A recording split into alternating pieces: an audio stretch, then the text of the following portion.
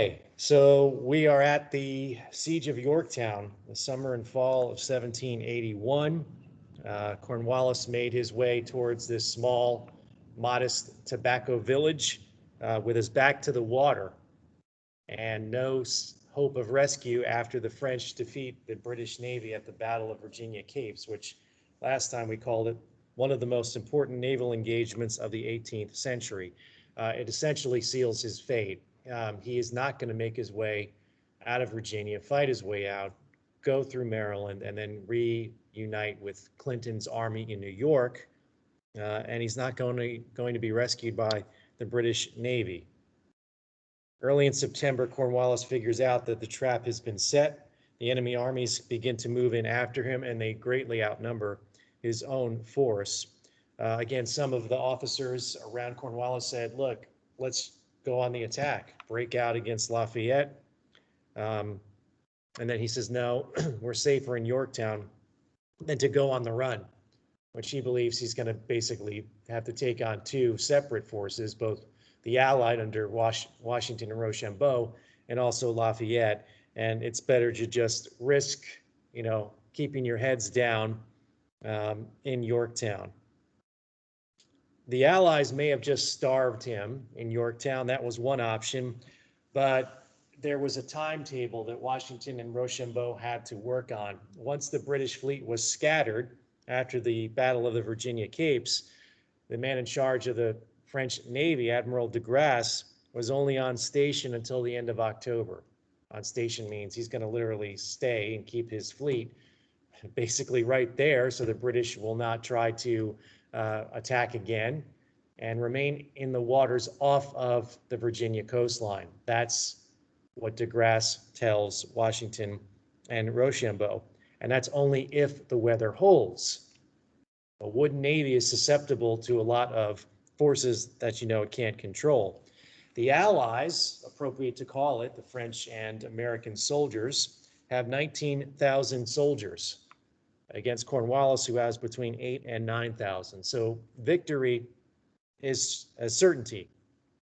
But Cornwallis realizes, as one of the soldiers comments, is trapped like pudding in a bag.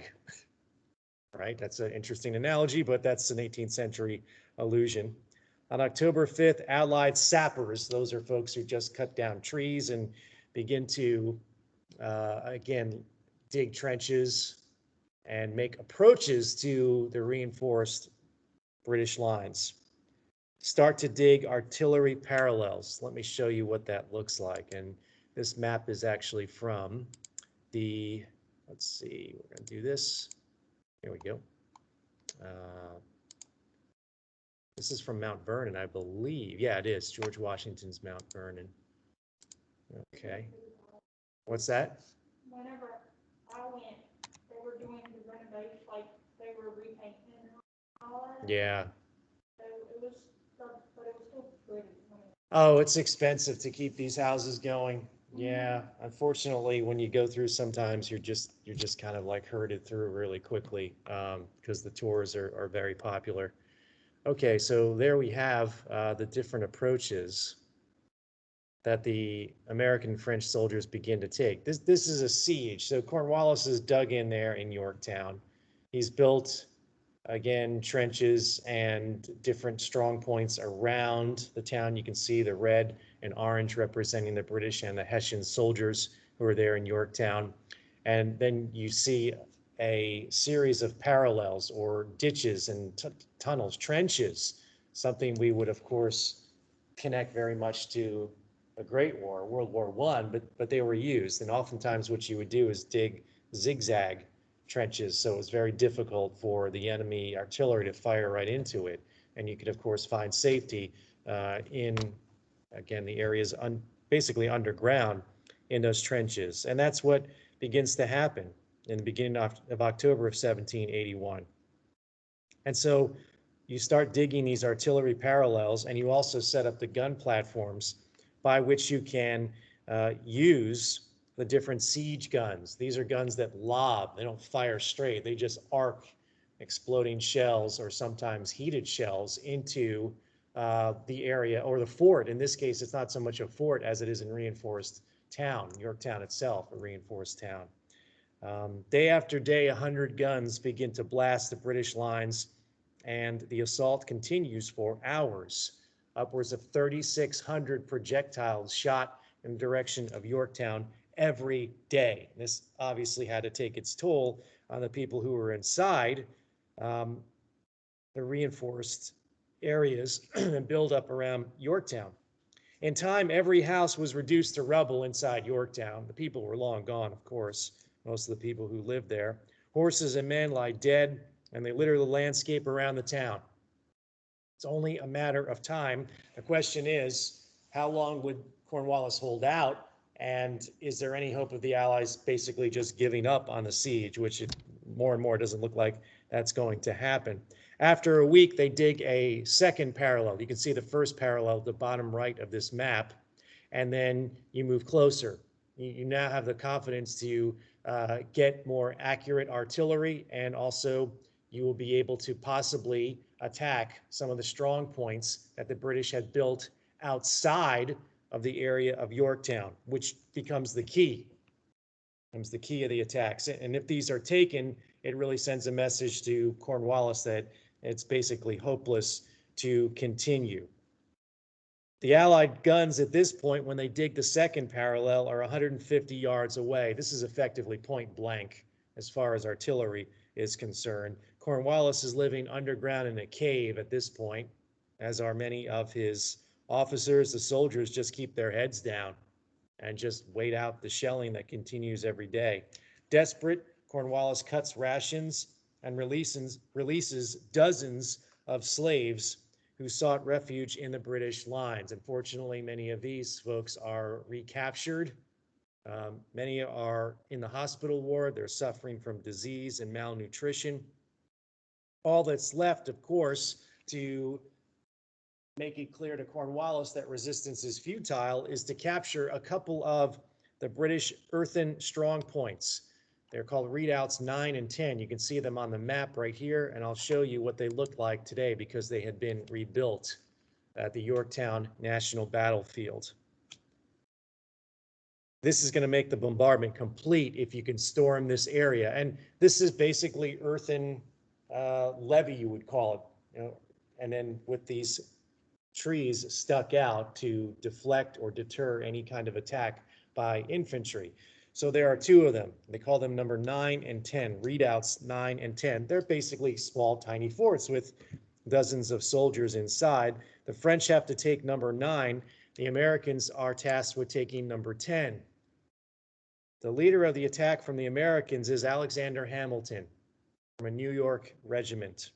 He's in charge of the light infantry and begs Washington for the job. Alexander Hamilton had commanded artillery at the Battle of Trenton, so he has some real connections to earlier in the fighting. He had become Washington's effectively military secretary at the later half of the war. And it's Hamilton who realizes this is really the last opportunity for me to get any kind of combat experience. The siege, there is a sensation that this will be it. And that's why he asked to be transferred to a battlefield command and to lead this potential attack, which he does. He leads 500 soldiers on the attack on Redoubt 10. Empty muskets, meaning they don't load their guns. They just basically put the bayonet on and will use that to intimidate and, of course, kill and maim as many of the British as they can. Desperate hand-to-hand combat ensues in the storming of Redoubt 10. Hamilton is unscathed, but his soldiers who storm the British position take 10% casualties. The French take their Redoubt 9, at the same time. And this is a symbolic part of the siege of Yorktown because it makes it more clear that the Allies, with their strength in numbers, are going to move upon British works. Heavy guns begin to pound away at the British defenses for 2 more days until Cornwallis waves the flag of truce after 9 days of consistent direct attacks on the British lines at Yorktown. He wanted, ideally, Cornwallis to stall or to talk. The Allies said, surrender now, or we'll start the bombing up all over again. And so he agreed to surrender terms. October 18th is when the agreement happens between the French, Americans, and the British. Tough terms as far as the rules that are set for the surrender, identical to those that were given to General Benjamin Lincoln at Charleston the year before. This was a substantial force that the Continental Army lost in the siege of Charleston in May 1780. They also, did Washington and his generals, insist on any slaves that were surviving and that were part of the British surrender would be returned to their owners. This is Virginia after all. Washington is a slave owner, and it's tough. It's a tough lot for these folks. At 2 p.m., October 19th, 1781, 6.5 years to the day since Lexington and Concord, the British lay down their arms in Virginia. This is John Trumbull's, one of several famous paintings that he made that now is in the Capitol Rotunda in Washington, D.C. It symbolizes, of course, the surrender of Cornwallis at Yorktown. It has been described as a gorgeous fall day. The redcoats marched between the French and American soldiers and laid down their arms, some of them in tears, some of them purposely spiking and breaking their muskets as they throw them into a pile. Their colors will be folded and handed over to the French and Americans as well.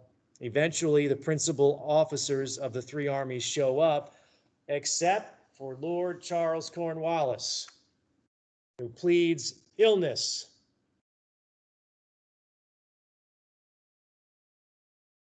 I don't usually use, I'm not going to use bad language, but it's BS.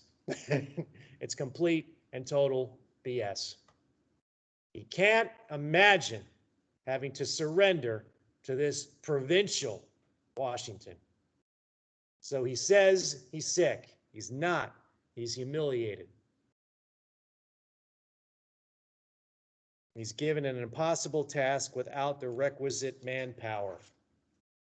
8,000 prisoners, including 1,200 Hessians, are now the responsibility of the Allies.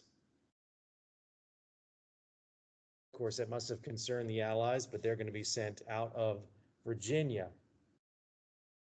They must have been concerned, especially after seeing the condition of the American soldiers, which wasn't great. A lot of them would rather have surrendered to the French. Nevertheless, this is a complete Allied effort to defeat Cornwallis at Yorktown. 500 loyalists in Virginia also set sail for New York to go back to where there were one remaining army of the British in North America, along with some others scattered along the coastline in the Carolinas. Unknown is how many of the 10,000 African Americans who fled to British lines survived the campaign. We just don't know. Runaways died in droves due to smallpox, typhoid fever. Many perished in the course of the siege. They moved to the British lines because they thought, not surprisingly, it would give them access to freedom, and it didn't. It mostly meant they died. Washington found 2 of the slaves who had escaped and sent them back to Mount Vernon. He used a lot of his own efforts to return these slaves. Others who survived found their freedom and escaped. Lest we forget, and we'll touch on this when we get back after the break, that the American Revolution is one of the largest slave rebellions before the American Civil War. Not entirely successful, but successful on an individual level. Okay, the painting. Let's go back to that very quickly. The British officer in charge is the second in command because Cornwallis is sick and he can't go to the surrender. The British officer hands his sword not to Washington, but Rochambeau. Ooh.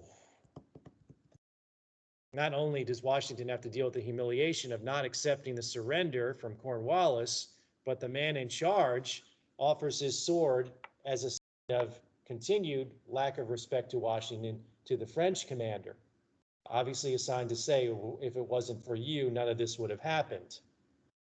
To the French general's everlasting credit, he waves his hand to Washington. I can't even imagine the color of red George Washington is at this point.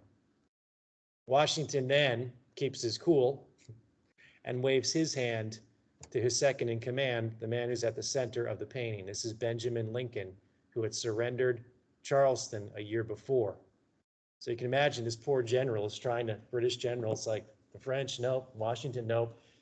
And it's a final one finger salute, let's just say, from George Washington to the British. And that's why you see Benjamin Lincoln and Washington in the background here, accepting this sword from the British second in command. We don't know if it's all over after that, of course, and so that's why we're going to talk about the 2 years in between, effectively the surrender of Yorktown and then eventually the movement towards peace, the peace treaty that happened, and Washington's probably, we might say, I think accurately, two of the more difficult years of his time as commander of the Continental Army. What gets overlooked, I would argue, in accounts of the Revolution is that, yes, the British lost 8,000 soldiers at the surrender October 19, 1781, but the British and the English nation could have kept on fighting longer. There are 34,000 soldiers in North America still at the end of 1781, which is more than the American and French Allied armies combined. Or England could have just recruited more. There are 12 million people in England. There are Hessians. The Hessians were making up, by the way, a more substantial portion of the British in North America. They had to make that adjustment because, again, they needed the soldiers. So, all right, just bring up more soldiers from England and deploy them in North America. If Americans were resisting the Roman Empire, this was a different scenario, obviously. They would simply get more soldiers and continue the fight until they crucified George Washington. The way it was done in the Roman Empire. And others who were associated as the leaders of the American Rebellion. But that, of course, response is unthinkable in 1776, given the state of British public opinion, which is actually a term coined in 1776, public opinion. It comes from Edward Gibbon's Decline and Fall of the Roman Empire. I have the one-volume abridgment. Shudder to think. Yeah. Yeah, I'm going to turn the camera on real quick. This is the one-volume abridged version of the multi-volume Edward Gibbon's Decline, on loan from Dr. Hare, Decline and Fall of the Roman Empire. So who coins the phrase public opinion but Gibbon, who's an Englishman writing about the Roman Empire? And making that argument that public opinion is very important in this case. It represents a new development in warfare, as you can imagine. A constitutional monarchy with parliamentary government can't prosecute a war without public backing. If the popular support of the war is gone, you can't fight the war anymore. The English had an insurgency, which became a revolution, a long and bloody conflict. They were hoping to break the will of the Americans, but that didn't happen, of course. And what did happen is public opinion, at least, was strong enough in the United States that your more powerful opponents gave out. And keep in mind, in 1776, when we talk about public opinion, both England and the colonies are restrictive of who can vote. Male landowners. That's it. That's what we're talking about with public opinion. Obviously, that changes dramatically in the 19th and 20th centuries, but public opinion is that who can peddle influence by voting. Behind the curtain in England, There had always been a whiff of opposition to the American War, as it was called, especially amongst those who were called the Whigs in Parliament, WHIG. They had favored from the beginning conciliation towards the American colonies during the war, throughout it. Maybe it was also a way, because politicians, you'll be shocked to find, do have sometimes ulterior motives. Maybe it was a way to combine the American interest of conciliation and, again, changing their policies so the colonies wouldn't run off and become independent. That could be combined with limiting royal power in the nation. Remember what Whigs favor: Parliament over the king, the Tories. These are political parties in England in the 1700s. The newspapers agreed with the sentiment of the Whigs by 1781. They called the conflict unnatural, unconstitutional, unnecessary, unjust, and they ran out of words that start with U, apparently, and then called it dangerous, hazardous, and unprofitable, unquote. Unnatural, unconstitutional, unnecessary, unjust, dangerous, hazardous, and unprofitable. And Americans play on these sentiments early on. Again, American newspapers reached out to the Whigs, obviously, in England, to say, you're the ones who can change public opinion and either change the policies of the people around King George, and then once the war started, independence was declared, bring the war to an end and recognize American independence. The Tory prime minister who ran the war for much of its length, Lord North, of course, tried to get his side of the story out as well, and he began subsidizing a Tory newspaper in London that tried to control public opinion. People accept the line, many of them in England, who were sympathetic with the Tory point of view, that the rebels had, quote, been compelled to take up arms against their sovereign country under false pretenses, unquote.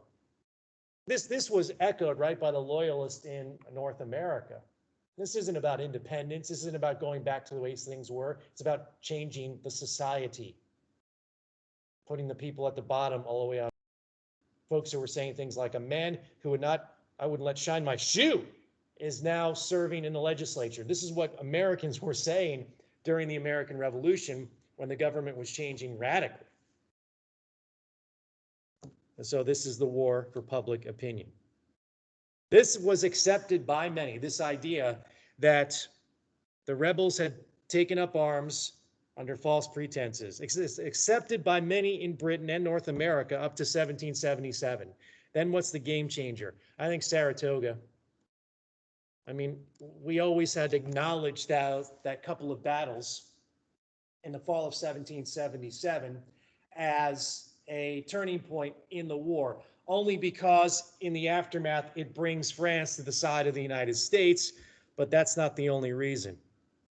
Opposition mounts against the war. Papers begin to claim and use words like national suicide if the war continues. These are quotes taken from newspapers in England. After Yorktown, you hear cries of, this is just a sampling in the newspapers in England, enough of war, enough of slaughter, and they become deafening. They can't be ignored any longer.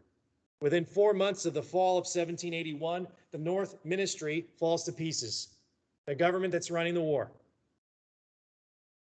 General Clinton is replaced by the now fourth American commander, by the British. On February 28, 1782, this is an important day in the history of the American Revolution. February 1782, Parliament votes 234 to 215 to discontinue offensive operations. This is stunning news. The representatives of the English people, it's a close vote, yes, but it is a symbolic and important vote. Lord North then resigns. This is what often happens when prime ministers lose the faith of the people in Parliament. They leave, and the king or queen will now call up a new government. He's replaced by the Whig known as Lord Rockingham. He was head of the Rockingham Whigs in England. Their line of attack against the American Revolution is stunningly different. Independence, they said, is okay if the conflict ends. And that's the negotiating position that they have. Back in the United States, de Grasse, commander of the French Navy, sailed away immediately after the British surrender. Rochambeau stays until the following June of 1782. He leisurely marches the French forces back to Massachusetts. On Christmas Eve of 1782, they board ships in Boston and they leave. The French are gone. They go home. The Continental Army leaves Yorktown right after the surrender. They hightail it back, of course, to the encampment above New York City on the Hudson River. Why? There is a substantial British force still in New York. Thousands of soldiers.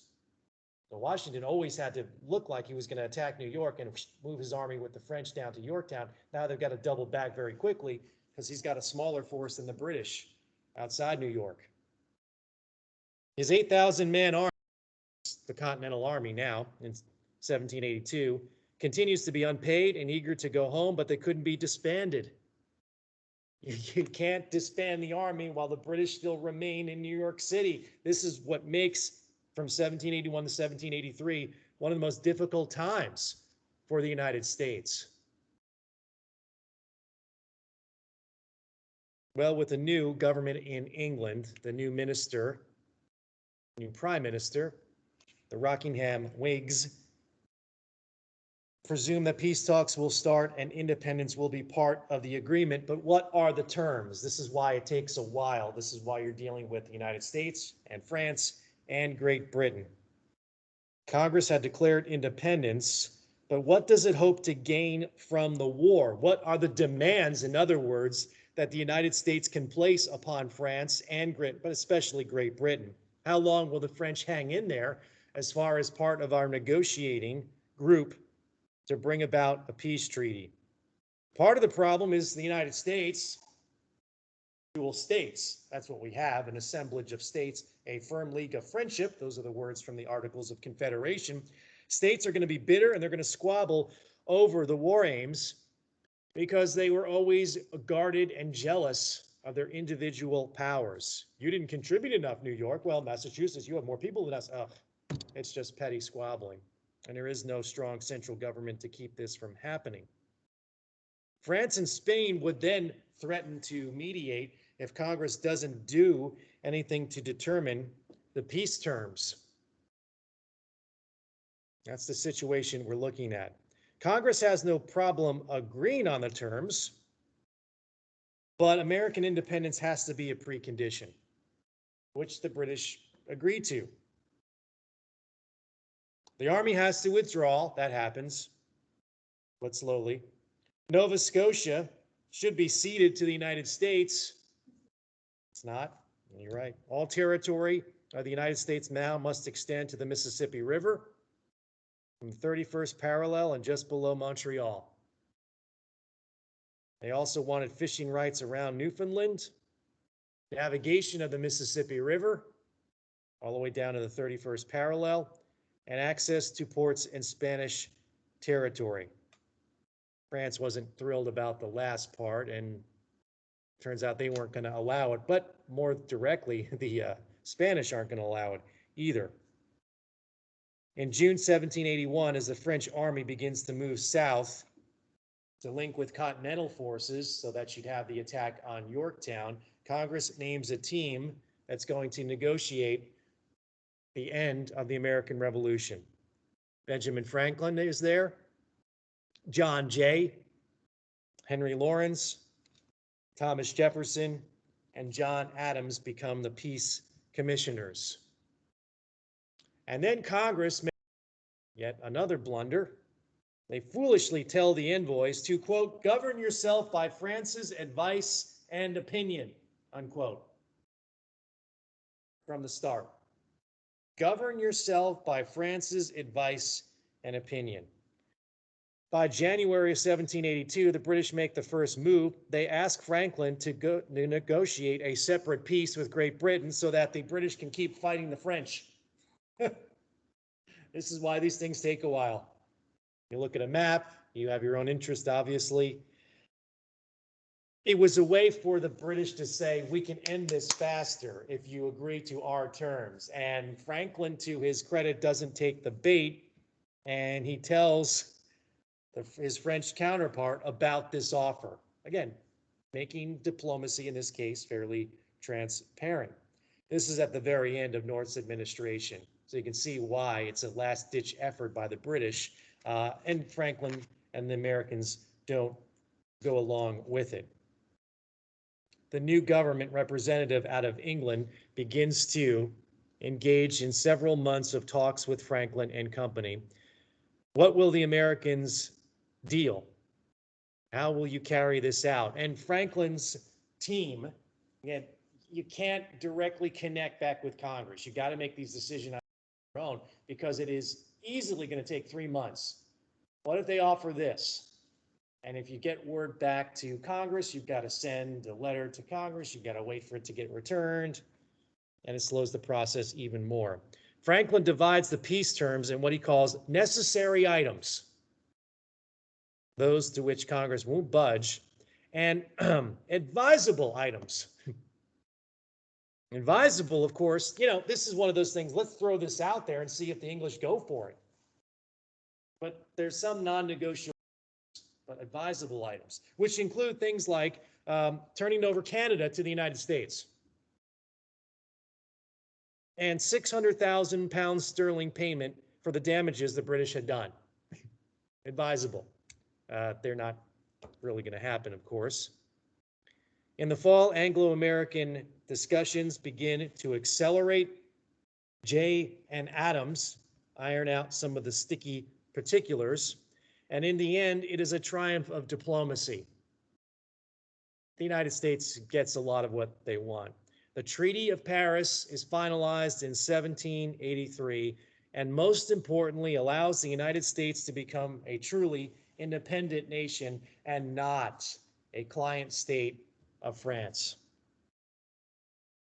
Now all the nation had to do was work out the finances, and maybe it would survive. But this was the first step, and the war is an independent country. Canada would remain in British hands. East and West Florida would go back to Spain. The British had tried to settle their people there, and no one wanted to go there. It had been a Spanish territory upon a time. So that's going to change a little bit of the map. Our neighbors to the south and west will continue to be the nation of Spain. But for the most part, the U.S. gets the borders it wants, extending all the way to the Mississippi River. Now, there's disputed territory in what's now Georgia, Alabama, and Mississippi, but again, we're going to have to work that out in the years afterwards. We do know that the British had given that territory to the United States. Now, how strong the Spanish claims are in the area as a way to slow down what they see will be, of course, American movement to the west is a whole other subject. The Trans-Appalachian West will later become 10 future states. The British and Spanish promised the right of navigation on the Mississippi River. The fishing rights off of the Canadian coast are also guaranteed under the Treaty of Paris. The British would remove their soldiers from the garrisons and their fleets from off the coast of American waters. Eventually, as far as the removal of the soldiers, they would not carry away any slaves or American property in the process. The lone American concession, this is what the British want, is an agreement that the colonists would pay their pre-war debts to creditors in British sterling. The Americans owe Scottish and British bankers money. The British said just because you won your independence doesn't mean those debts are all cleared. You still owe us that money, which is why I mentioned that the financial questions of the United States are going to remain well into the 1780s. How is the nation going to raise revenue? An army, a nation that can't even pay the army at this point.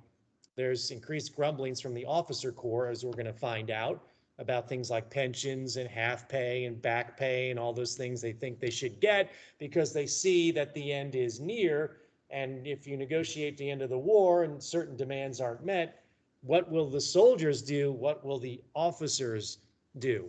So back to the one negotiating term that the British were not going to give on, and that is the debts that the Americans had piled up before the war. The Americans also were supposed to honor a stipulation to give back all Loyalist property. John Jay and John Adams said, yeah, that sounds okay. I mean, to return it all, free and clear. Benjamin Franklin says no on this one. And he is stubborn here. Benjamin Franklin's son, for those of you who might remember, is a Tory, William Franklin. He is still, Franklin, stinging from the humiliation in the cockpit 9 years past. That's a wound that hadn't healed. And so the Americans agreed to restitution. What does that mean? It's going to be tied up in the courts for a long time. Alexander Hamilton, when he practices law after the Revolution, will help loyalists in court, former loyalists, get their property back, or at least the value to the property that was confiscated. So it goes from free and clear return of this property to we'll work it out later in the courts. The other sticking point, of course, is that British soldiers will remain on American soil in forts in the West. And when we always bring this up with the English, their answer is, well, pay your pre-war debts. It's a great incentive to do it. Unfortunately, no one has the money because the economy really suffers in the 1780s. But the British say the soldiers aren't going anywhere. It's a great way to contain the American people from moving into the West, as they no doubt will want to at the end of this conflict.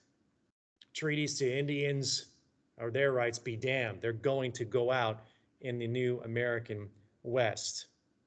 The talks finished 13 months after Yorktown. The United States had entered a treaty with France and said, we'll never make a separate peace with Great Britain. The United States just made a separate peace with Great Britain. They kind of threw French over a little bit. They didn't defer to the French either. To the American negotiating team's credit on this one. This idea of what was the word we used, govern yourself by France's advice and opinion, not so much. They didn't really do that. France was still left, of course, negotiating with their adversaries. And then the United States signed a peace accord with Great Britain, independent of France. Ouch, that's a little bit awkward. It's a defiant act. Now Vergennes, of course, the main French negotiator, was faced with fighting England alone.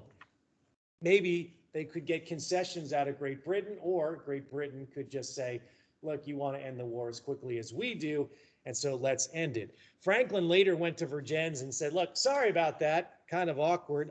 It's a breach of etiquette, clearly. A breach of etiquette? That's an understatement of the 18th century. And then Franklin doubled down and said, we'd like another loan of 6 million livres. And the French gave us the loan. This is bold stuff. News makes its way to Philadelphia, March 12th, 1783, about the treaty. Calm and restraint is the word in Philadelphia. No wild celebrations, no over-the-top festivities, just relief. Washington, meanwhile, waits and keeps his unpaid, underfed, barely clothed army in his encampment outside New York City, north of Manhattan Island, along the Hudson River. In May 1782, he gets a letter from Colonel Louis Nicola of the Continental Line with an amazing suggestion. Again, they're waiting. You got to keep the army around until the British leave all of the American cities, primarily New York. This Continental officer, this Colonel Nicola, sends Washington a 7-page diatribe suggesting that Washington rule as a benevolent monarch, citing the weakness of the republic, the Army's privations, a feckless Congress, and of course posited the idea of King George I of North America on a throne.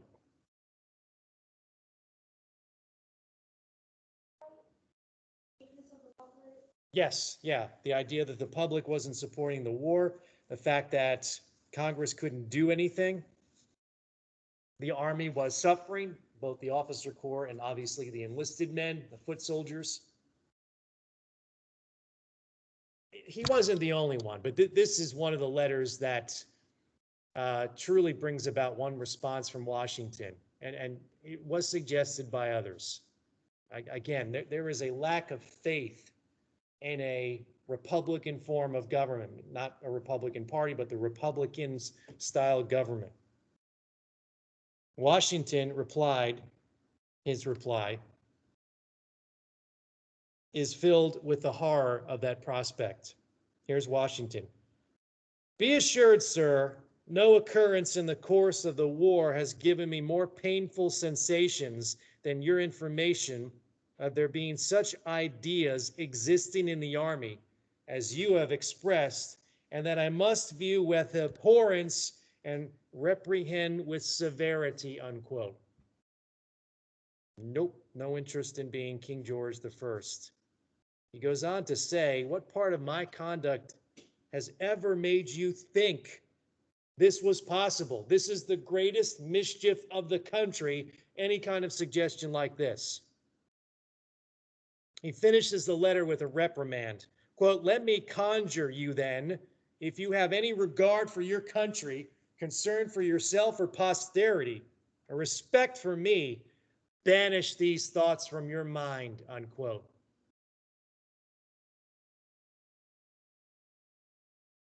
He demanded from aides that his reply be sealed, that no one else see it but the person who wrote the letter with this suggestion. Meanwhile, Washington kept drilling the soldiers, making sure they take March seriously. Haircuts continued. I don't know why that fact came up, but it did in accounts of this time in between Yorktown and the final news of the peace treaty. Washington then tries to keep morale up. He introduces the Purple Heart decoration as a way to keep, again, morale up. Let me see if I have that slide here. I believe I do.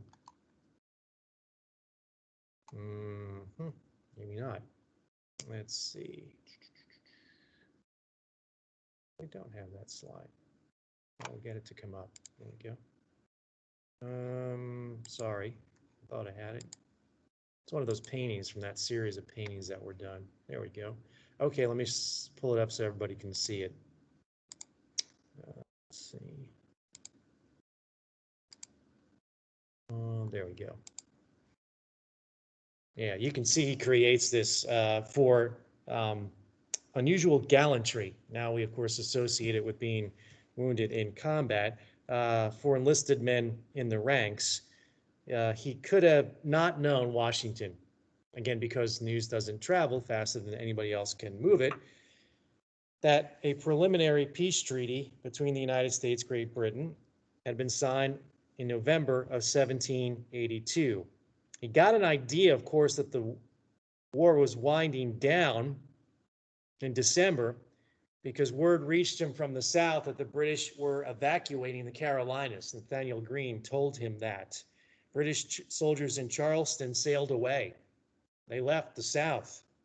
The Southern War was at a close. It must have given Washington unmistakable pride that his general, Nathaniel Greene, had been so successful in that campaign. What should have been, of course, a joyous moment turned into a troubled one. The treasury is empty, the states are useless, and discontent is rolling through the soldiers, rolling through the troops. Another winter is going to happen for the Continental Army, the winter of 1782 and 1783. He wanted to go home for a few weeks and relax at Mount Vernon. Now it's almost impossible with the mood in the Army and just the waiting that has to take place. You know, you can't disband the Army simply because you hear rumors that, hey, either the peace treaty signed or maybe it has been signed, but we haven't gotten official word yet.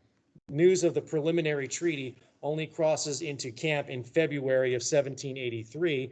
In the meantime, you have to stay in the camp and bide your time. There's talk of demobilizing the Army, maybe an outbreak of peace, which on the surface should be celebrated, but there's also the sense among the officers that all of the purpose and common cause we had in the field is now changing to frustration and the possibility of going home and disbanding said army without any resolution to how we, the officers, will be taken care of when the war is over. We want back pay. We want half pensions.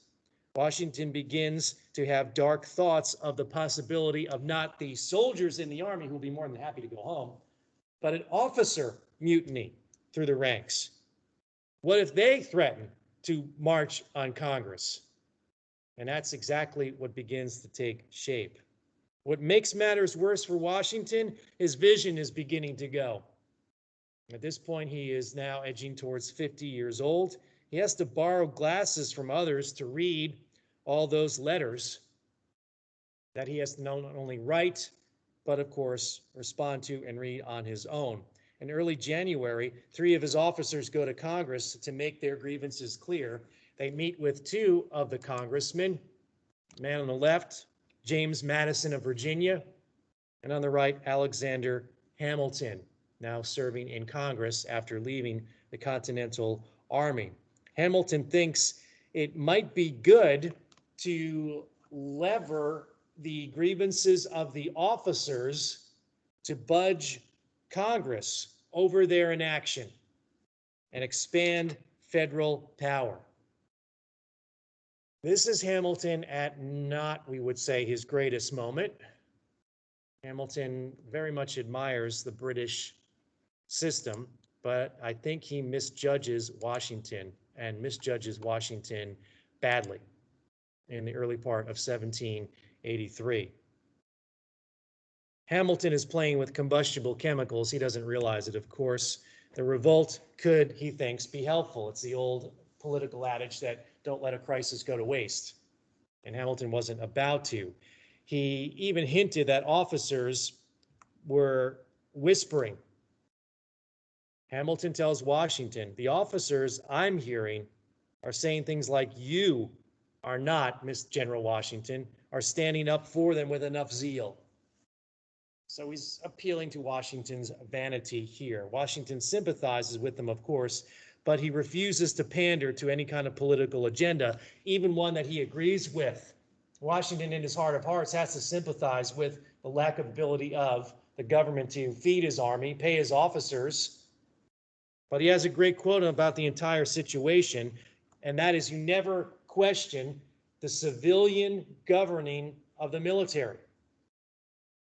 An army, he says, is a dangerous instrument to play with, unquote. He took his commission from Congress in 1775, 8 long years ago. He hears about Washington in March, rumors circulating through the camp that some of them are going to organize a mass meeting to air their grievances and possibly set up and design a further course of action. It's supposed to be just a chance to air grievances, but really Washington takes it as a personal affront. This is a brazen effort, he thinks, to really challenge my authority. It's just short of mutiny. So he knows the meeting is going to be called. He banned the meeting and called for his own on March 15, 1783, hoping cooler heads would prevail. The meeting does take place anyway, even though Washington tries to ban it. Let me show you the place where it actually happens. It's called in the Continental Army's encampment. This is the Newburgh encampment on the Hudson River, again, once again above New York City, while the British forces are still there.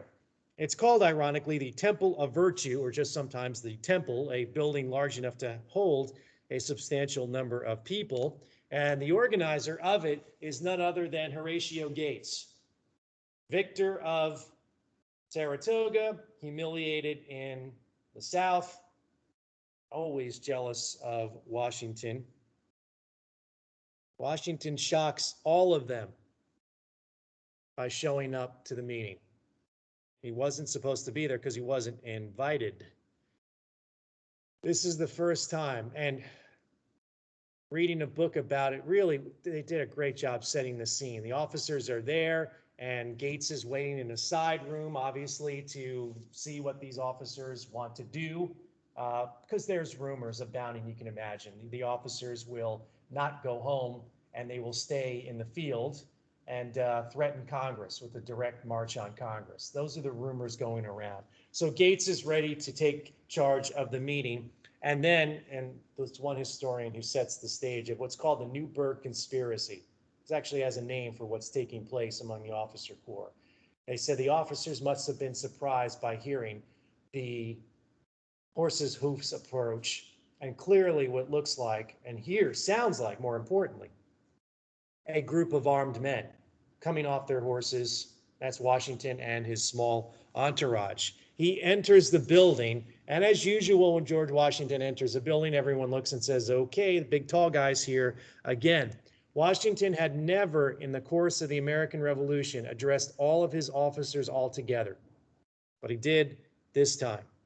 He clearly looks agitated. Again, the first and only time he confronted a hostile assembly of his own officers. He reads a 9-page address. People there compared it to King Henry's Crispin Day address.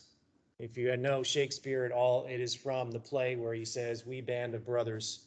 Washington used the phrase numerous times during the course of his time as a Continental Army commander-in-chief. This time he didn't use the phrase. He said, I probably have used it too many times, but the theme is all there. And so he gives this prepared speech. He chastises the soldiers, telling them that their conduct is improper and that all of you should know that Congress is not indifferent to the plight of you. And then he switched his tone and became very sympathetic. He refused to elevate himself above all the other men, and he portrayed himself as a peer and friend, and that also he was suffering. Again, making the connection with the officers. And then this is where the address is supposed to end for Washington on this triumphant note, but I don't think the officers were all moved by what he said. He tries to lift the cause to a higher plane. You, he said, all have an exalted role in what you did in the Revolution. And it's one of those appeals to posterity. You all will now tarnish all of the goodwill you had for all these years with whatever you're planning here. And he finishes the address, and he's met by stone-cold silence from everyone in the room. Well, he thinks to himself, this really didn't do the trick. But he saved the best for last. He says he's going to take out a letter from a congressman and read it to maybe help assure the officers there about the intentions of Congress to do right by the officers. But when he begins to read it, he trips over the words. He seems confused. Everyone kind of looks at each other around the room in this building here and thinks, what's going on? Then he takes out from the inside jacket of his pocket a brand new constructed pair of glasses. Imagine the soldiers catching their breath, looking puzzled and shocked. He doesn't wear his glasses except when he's around just his immediate group of close officers and probably those that he dictates letters to. Outside that group, no one really had ever seen him wear glasses. And then Washington drops the piece de resistance. Gentlemen, he says, you must pardon me. I have grown gray in your service and now find myself going blind. Puts the glasses on. He finishes the letter and leaves the hall. The men, most of whom are in tears. Mutiny, everybody, over. It's brilliant. I mean, he puts glasses on. That's it. And you can't make this stuff up. The Newburgh conspiracy is over. The officers pass a unanimous resolution in support of Congress and Washington. Congress then offers full payment for 5 years. And that's all they're going to get. No half pensions for life or anything like that. This isn't a European army. It's the American Continental Army. And we don't like standing armies. The Newburgh Conspiracy, as it came to be called, was a dark intrigue conducted in the utmost secrecy, but few of the officers at the time were probably aware of the depth, and even fewer still were and knew and I think understood all of the machinations that were involved. The general public, of course, knew even less about it, that this was happening to the Continental Army, basically when it looked like it was all over and going to be a great success. To this day, no one, because we still have historians writing about it. Who was involved? What were they actually planning to do? No one can say with any assurance if the threat was real or a bluff. Who put it together? Who was involved? Nevertheless, the officers said, we were the revolution. The army was the revolution. And so the results can today be seen with a little more clarity because they form into the Society of the Cincinnati. This is a reference to Cincinnatus, the general who put down his weapons and picked up, of course, the plow in Roman history. It's a fraternal and a political organization, the Society of the Cincinnati. The Newburgh Conspiracy, of course, enhances Washington's status. I'll go back to the notes here. We'll use one more slide here at the end.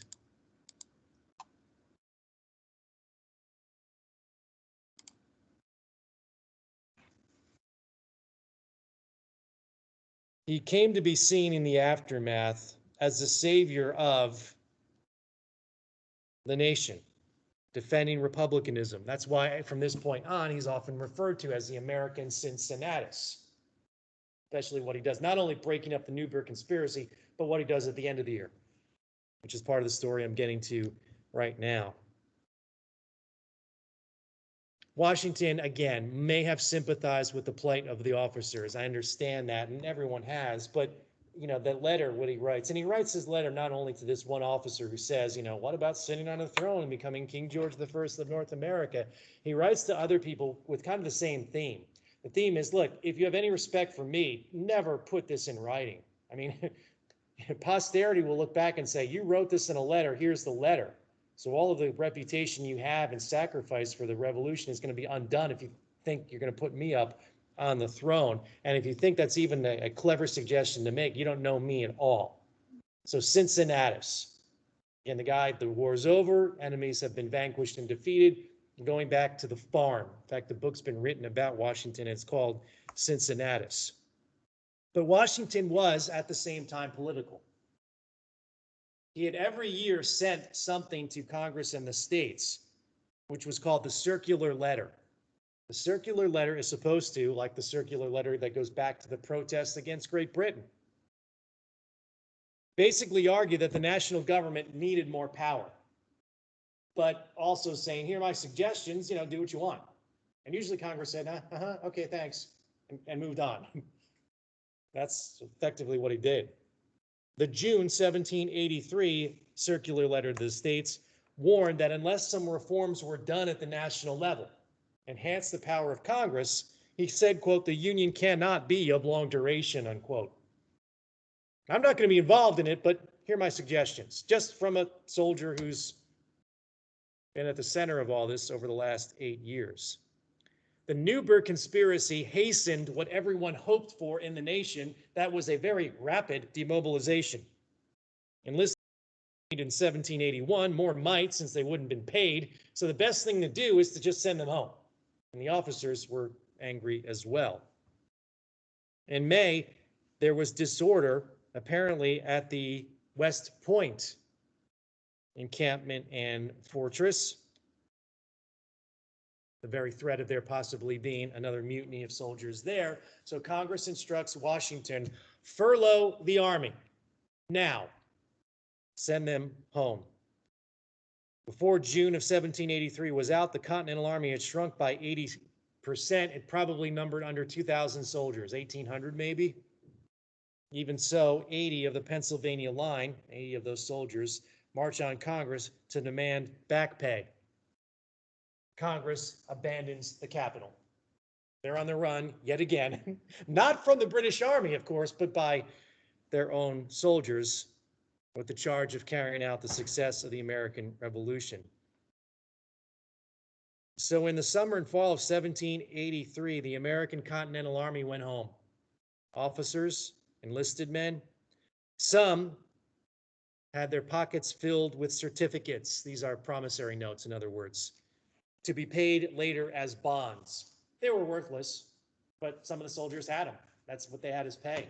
It's a promissory note. One day, what you see on here, $100 in currency, they might be worth $100. Probably not, though. A great many of these soldiers sold these certificates for pennies on the dollar. You go to a guy who has $10 in cash, you hand him over your $100 note. You got $10 of fast currency. This guy now has a worthless $100 certificate. I mention this because it's going to be an issue in the first administration after the Constitution is ratified, brought up none other than our friend Alexander Hamilton. A great many soldiers, having sold these for pennies on the dollar, needed the money to pay for food and a way to get back. Others had to find, it's the saddest postscript to the end of the American Revolution in many ways. And there are a lot of sad ones, let's just say. Soldiers had to take temporary jobs to find the money to get back to where they lived. Soldiers in the Continental Line. It took some of them upwards of a year to be back with their family again. Not good. In November of 1783, however, it all becomes official. All parties had signed the peace treaty. Congress discharges all of the troops. The commander of the British soldiers in New York sets the date November 22nd for when the British will finally evacuate New York City. They're going to relinquish the island to the Continental Army. Well, what's left of it. Washington and 800 soldiers, that's all that's left at this point, begin the march south, passing along the way bygone encampments, down roads once used in times of hasty withdrawals near the places of desperate earlier battles.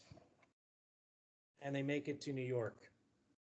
On the way, they also pass the site of where the American and French armies had rendezvoused in 1781. That site was empty. Obviously, the armies weren't there anymore. They crossed the Harlem River into New York City on November 21st, and for the first time in 7 years, the American soldiers are back on Manhattan Island.